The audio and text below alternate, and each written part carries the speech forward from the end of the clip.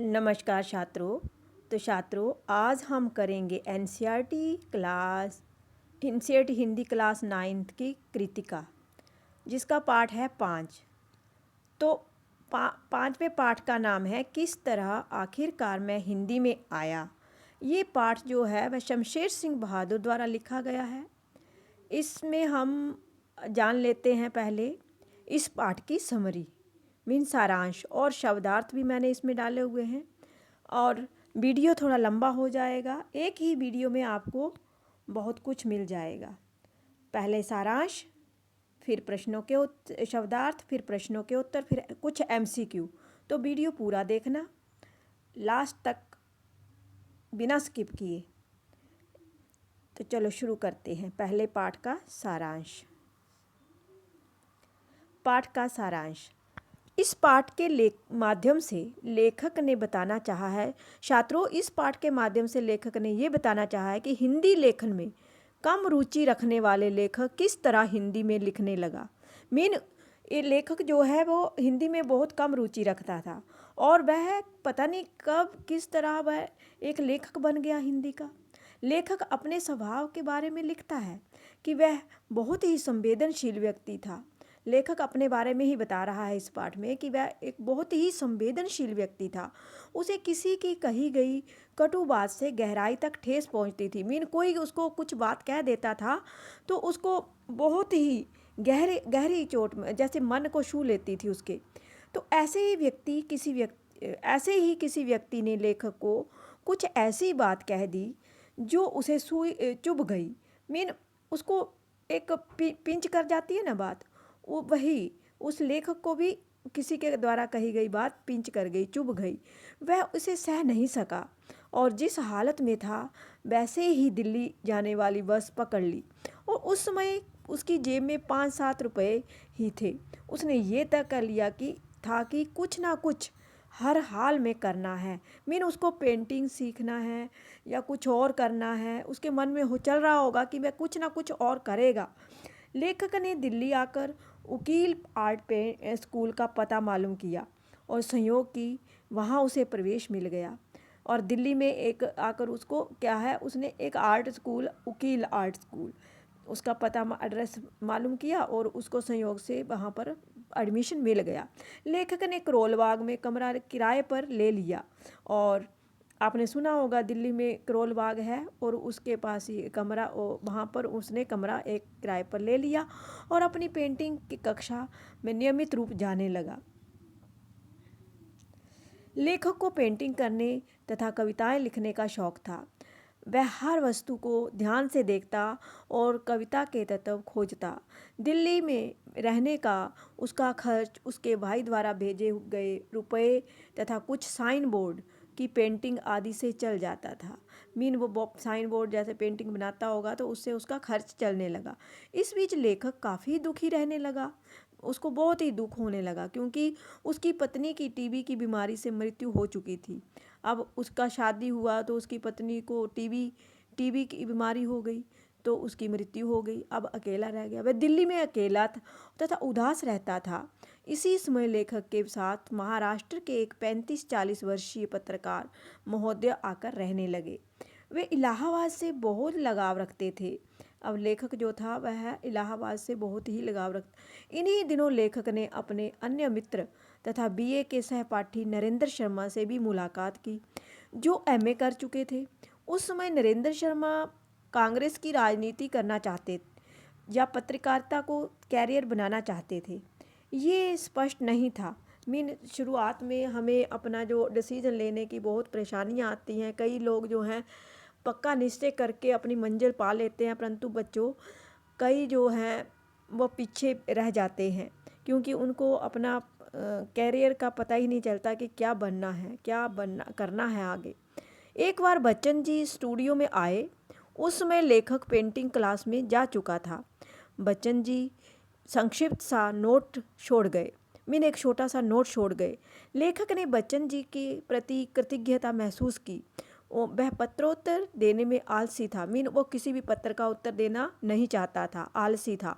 उसने कृतज्ञता प्रकट करते हुए एक सानेट लिखकर बच्चन की जी को भेज दिया, एक सानेट लिखकर भेज दिया। कुछ और समय बीता, लेखक अब दिल्ली से देहरादून आ गया। अब पहले दिल्ली रहता था, फिर उसके बाद कहाँ आ गया, देहरादून आ गया और अपनी ससुराल की केमिस्ट वाली दुकान पर कंपाउंड्री सीखने लगा। अब उसका मन वहाँ भी नहीं लगा, अब वह अपने ससुराल में आकर केमिस्ट वाली दुकान पर कंपाउंडर बनने सीखने लगा। वह आड़ी तिरछी रेखाओं में लिखी दवाओं का नाम पढ़ने लगा। कंपाउंडर को तो यही होता है ना कि उसका दवाइयों के नाम पढ़ने और देने हैं। इस बीच उसकी देहरादून में चलने वाली पेंटिंग की क्लास बंद हो गई। अब जो पेंटिंग की क्लास थी वो कंपाउंडरी के चक्कर में बंद हो गई। लेखक का मन अब उदास रहने लगा। वह स्वयं को एकाकी महसूस करने लगा। मीन अकेला फील करता है जब आदमी, तो छात्रों जीना मुश्किल हो जाता है लाइफ में, अकेलापन जब लगने लगता है। तो गर्मियों के दिन थे, तो बच्चन जी अपनी छुट्टियां बिताने देहरादून आए थे और यहाँ ब्रजमोहन गुप्त के यहाँ ठहरे थे। ब्रजमोहन के यहाँ बच्चन जी आए, हरिवंश वंचर आए, तो वह ब्रजमोहन गुप्त के यहाँ ठहरे। ब्रजमोहन गुप्त लेखक के भाई थे, के मित्र थे। ब्रजमोहन कौन थे, वह लेखक के जो भाई थे उनके मित्र थे। वे ब्रजमोहन के साथ डिस्पेंसरी में आए। ब्रजमोहन के साथ वह डिस्पेंसरी में आ गए। लेखक और एक दिन भी रुके भी। उसी साल देहरादून में तेज आंधी आई। अब जिस साल वो यहाँ रुके उसी साल देहरादून में तेज आंधी आई। फिर आगे क्या हुआ, बहुत बड़े बड़े पेड़ जो थे, टीन की छतें आदि सड़कों पर आ गिरे। बच्चन जी भी इसी आंधी पानी में फंसे थे और गिरते पेड़ के नीचे आने से बाल बाल बचे। अब बच्चन जी भी इस तूफान में फंस गए और पेड़ गिर रहे थे तो बाल बाल बच गए। और लेखक को लगा कि इससे बड़ा तूफान तो उसकी ज़िंदगी में आ चुका था। बच्चन जी बात और वाणी के धनी थे। बच्चन जी काफ़ी बातें करते थे और वाणी के धनी थे, मीठा बोलते थे। वे फौलाद की तरह मजबूत और मक्खन की तरह सहृदय थे। एक मजबूत आदमी जो होता है वो ज़िंदगी के सीख सीख कर एक पक्का फौलाद जैसा बन जाता है और मक्खन की तरह उनका जो था हृदय था। उन्होंने लेखक को दुखी व निराश देखा तथा लेखक को अपने साथ इलाहाबाद ले गए। उन्होंने देखा कि लेखक जो है निराश और दुखी रहता है, तो वह अपने साथ उसको इलाहाबाद ले आए। उनका मानना था कि लेखक यदि देहरादून में रहा तो मर जाएगा। अब उनके मन में ये विचार आया कि अगर लेखक अकेला यहाँ रहा देहरादून में तो वह मर जाएगा। इलाहाबाद आने पर लेखक ने एमए में दाखिला लिया। अब देखो कितना स्ट्रगल करना पड़ रहा है।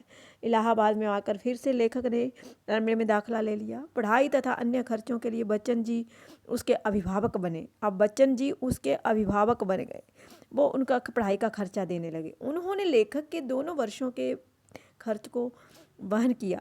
दोनों वर्षों का खर्च जो था, एमए करने में 2 वर्ष लगते हैं, तो उनका खर्च लेखक ने दिया, उसने हरिवंश बच्चन राय ने दिया।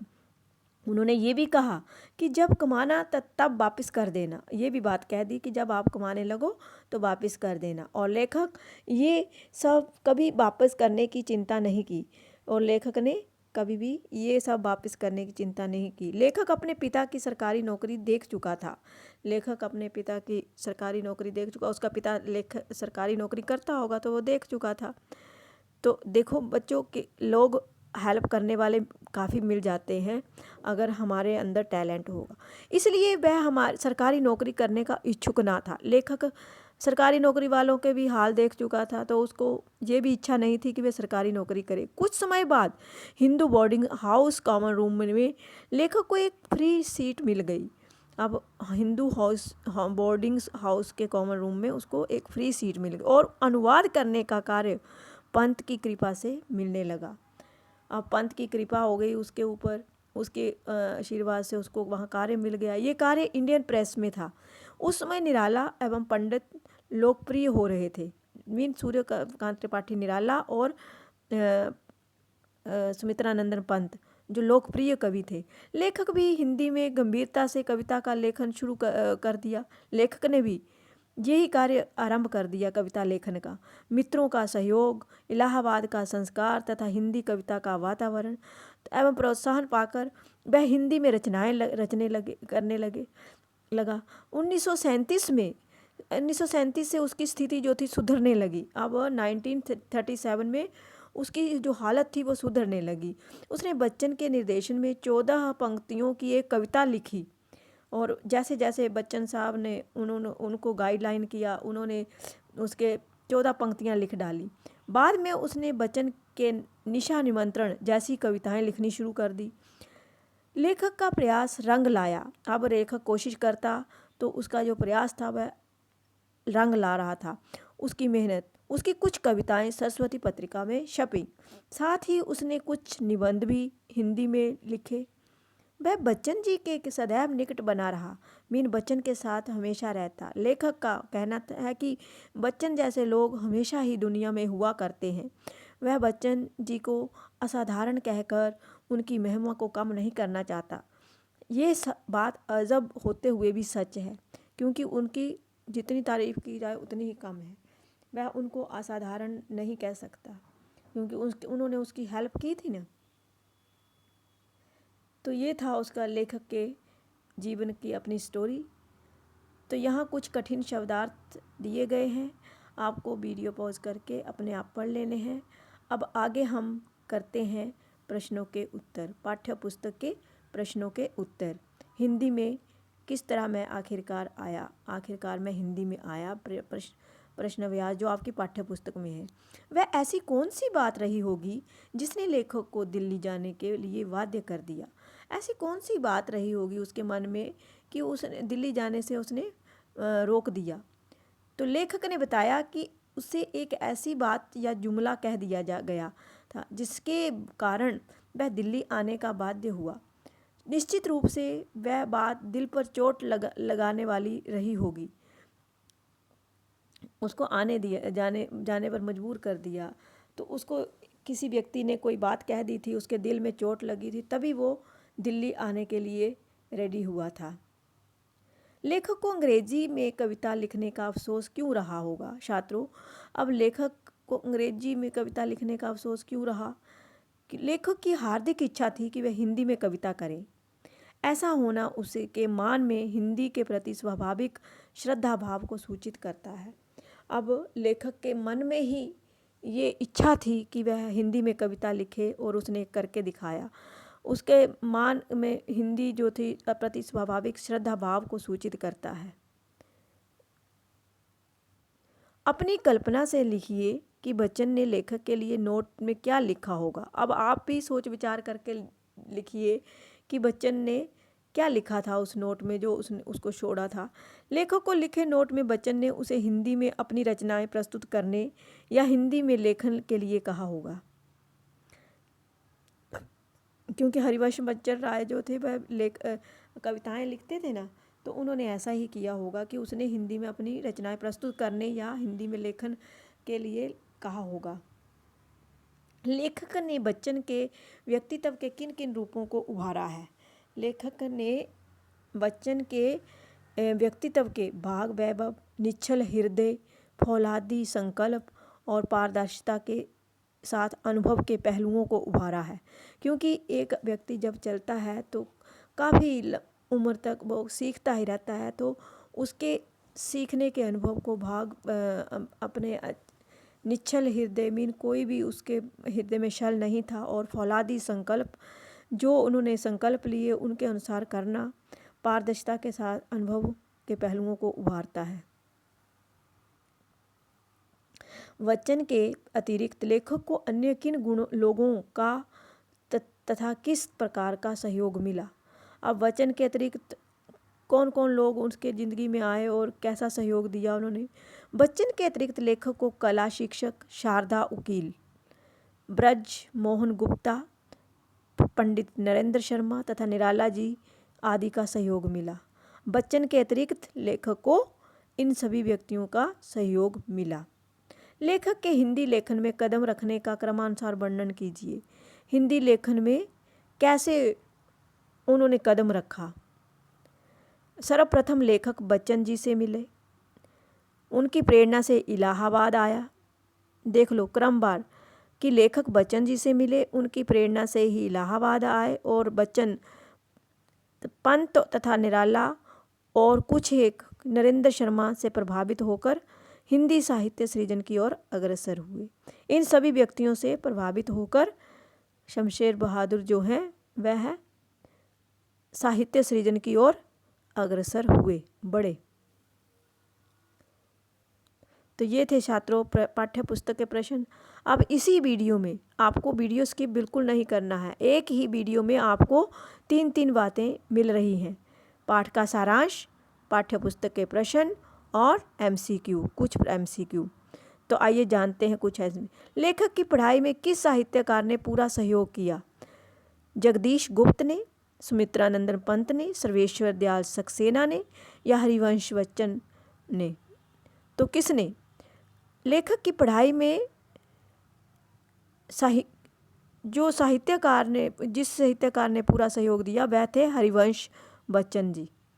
हरिवंश बच्चन राय ने लेखक की पढ़ाई में पूरा सहयोग दिया। लेखक पहले किस भाषा में कविता लिखता था? उर्दू में, पंजाबी में, अंग्रेजी में या हिंदी में? लेखक किस भाषा में पहले कविता लिखते थे? उर्दू में। छात्रों, उर्दू में पहले लेखक कविता लिखते थे। लेखक के बड़े भाई का क्या नाम था? अब लेखक के बड़े भाई का नाम बताना है। देव बहादुर, राय बहादुर, तेज बहादुर या शिव बहादुर? तो छात्रों, यहाँ पर लेखक के बड़े भाई का नाम था तेज बहादुर।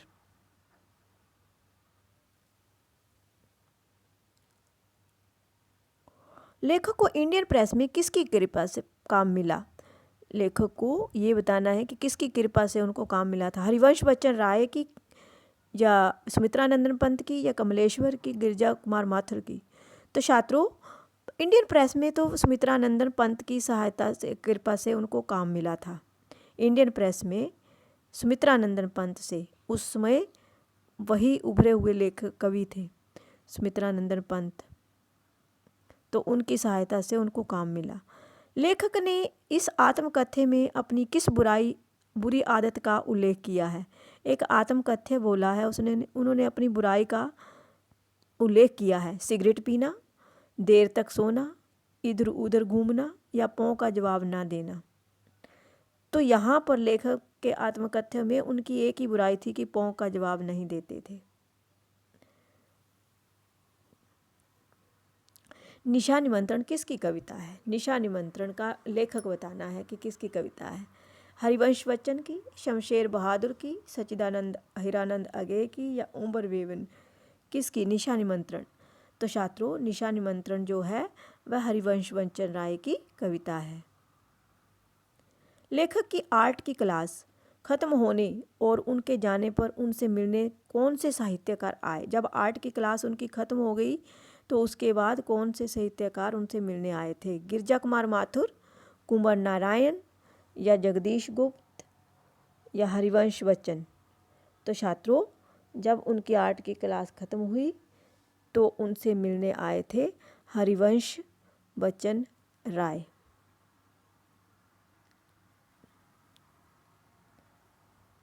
लेखक ने दिल्ली के किस स्कूल में आर्ट की शिक्षा प्राप्त की? अगर आपने सारांश को ध्यान से सुना था तो उसमें भी उस स्कूल का नाम आया था। आर्ट एवं cultural school, national school of art, उकील art school या शकील आर्ट स्कूल? तो छात्रों, यहाँ पर लेखक ने दिल्ली के उकील आर्ट स्कूल में आर्ट की शिक्षा ग्रहण की थी। लेखक कहाँ का रहने वाला था? अब लेखक जो था वह आपको बताना है कहाँ का रहने वाला था। देहरादून, इलाहाबाद, दिल्ली या फिर कहीं और? यहाँ पर कुछ भी लिख सकते हैं, मुंबई। कहाँ का रहने वाला था? ये मिस प्रिंटिंग में गलती हो गई है, सॉरी। तो छात्रों, लेखक देहरादून का रहने वाला था। किस तरह आखिर मैं हिंदी में आया, इस पाठ के लेखक कौन हैं? अब लेखक किए जा रहे हैं। अब आपको मैंने शुरुआत में भी बताया था लेखक का नाम। अब देखते हैं कि आपको कितना याद है। विद्यासागर नौटियाल हैं लेखक, शमशेर बहादुर सिंह हैं या जगदीश चंद्र प्रसाद माथुर या राम वृक्ष बेनी? तो छात्रों, यहाँ पर किस तरह आखिरकार में हिंदी में आया, पाठ के लेखक हैं शमशेर सिंह बहादुर।